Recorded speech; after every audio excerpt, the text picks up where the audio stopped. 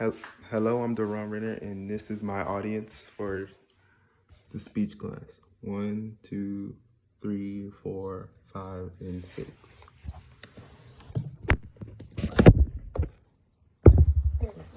Shoot. Okay. Have you ever wondered how games may affect you negatively? Well, I usually play games a lot, and they are very positive and negative in two different ways.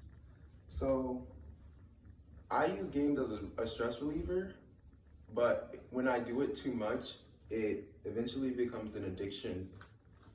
So games I say I was really addicted to growing up was GTA. This is my visual aid.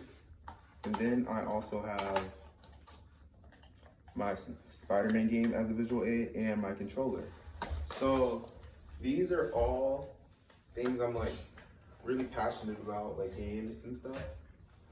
And one thing that they help me do is get my mind out of reality and being able to be prepared for the next day.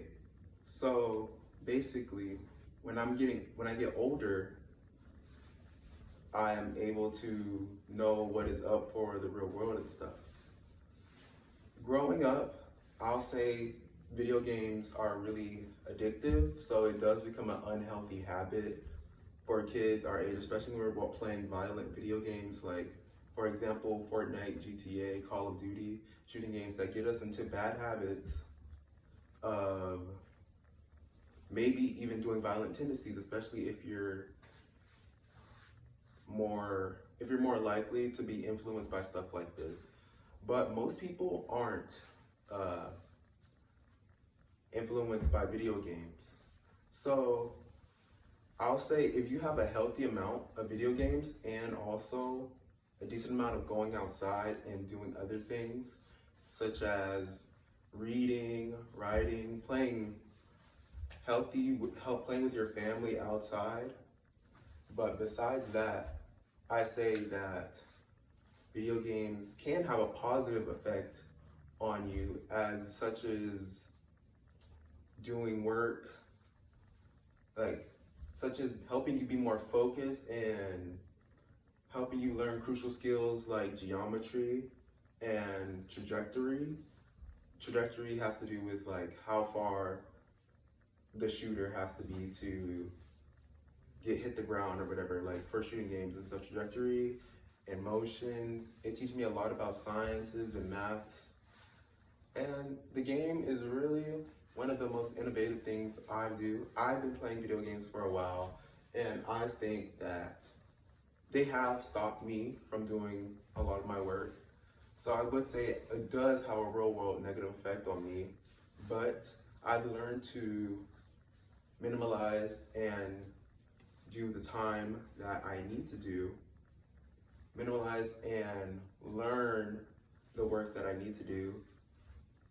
So games like, I'll say running games, they have nothing to do, and it's just like basically brain rot. So basically learning that is kind of like unimportant, so you get distracted from the real world and what's really in front of you. Kids spend most of their lives on their phone, so um, it's really hard for people to say that video games aren't bad and technology isn't bad when it really is. It isn't though. It's just the way you use it and the way you produce it.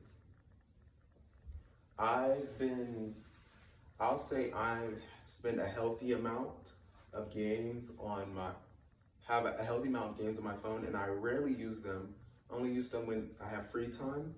And a good alternative to use your video games are when you have free time or at night. So during the day you can play video games and do other things, like during the day you can read a book or go for a walk or run or work out.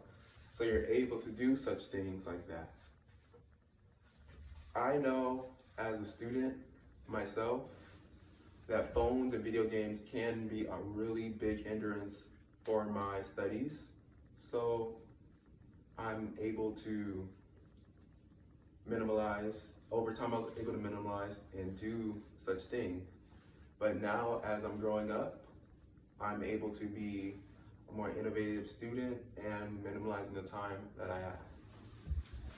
So, thank you. These are my audience again. 1, 2, 3, 4, 5, 6. Thank you. This is my free choice speech. Goodbye.